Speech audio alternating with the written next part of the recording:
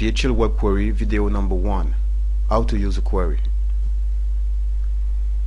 Okay, first thing first, make a choice of a query, then click on the view icon located at the left of the query title. Then you will be able to use the query. Okay, now as you can see, we are working with the query number 22. First thing to know, we can choose some predefined selection made by the developer. Accounting period, customer here, display, export, print and save buttons. So let me tell you how to work with. So click on the accounting period drop down menu, make a choice, click on the display button. As you can see here, we choose the year 2009, and in the table all the result is about the year 2009. We make the same for the customer predefined selection. We choose the 1049 in the table. As you can see, all the result is about the customer 1049.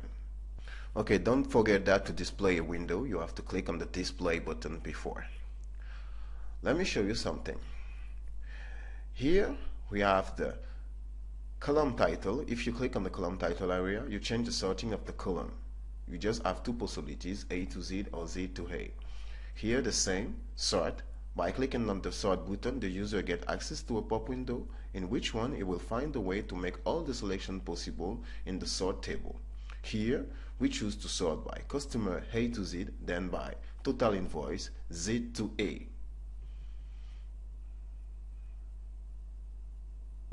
So now you know the first essential thing for the using of a query. We go for the step number 2.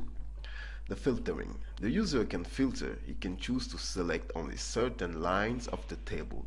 Here, we're filtering by accounting period and we need only the year 2010. Click on validate to show the result. So as you can see in the accounting period, we have the result. Then, for a clear view, make a quick sorting by clicking on the invoice date column title to sort by ascending order. So if you put a filter, you're supposed to be able to remove it.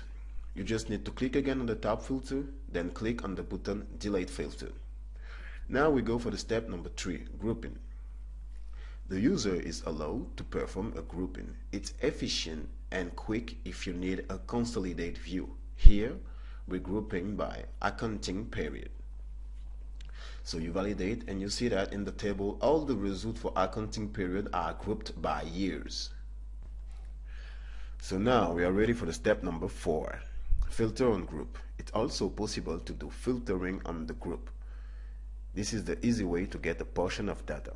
Here we need all the customer in group with the total invoice higher than 100. So you click filter on total invoice higher than 100,000. Right after you click validate, and all the total invoice in the table is higher than 100,000. Okay, this is a special additional things. You see the plus at the left of the years. By clicking on the plus button, you can have a relevant of the accounting period 2006. You see the breadcrumb. We have the 2006 in the breadcrumb.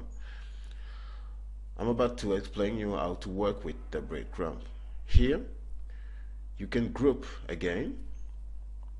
You choose customer, then you validate as usually, and you see that in the breadcrumb we have accounting period 2006 and customer.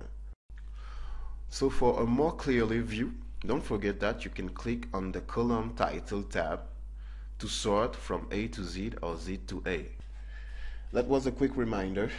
We need to put the total invoice in decreasing order. Let me show you how to work with the totalize button.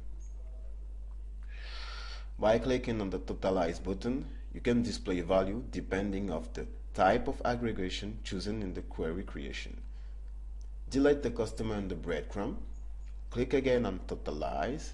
Then as you see, the result depends on the type of aggregation chosen in the query creation. The most important things here to note is that the breadcrumb is dynamic. By clicking on the red cross, the user removes the aggregation he made before. For example, here we just go back to the group by accounting period. So now let me bring you to the other side of the using of our query. Click on the export button just right here, and you go to the data export. It's possible to export data in multiple formats and then import them in a usual Office software such as Excel or Access. Here, by clicking the link, click here to download, open.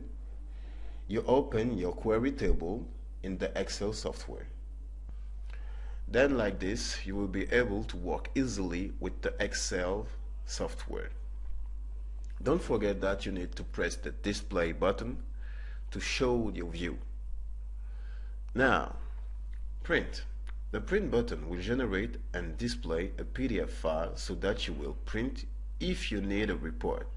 In the print setup, you can choose the font size and give a new name, a new title to your document. You validate. Right after, you will see a new window pop up with your PDF.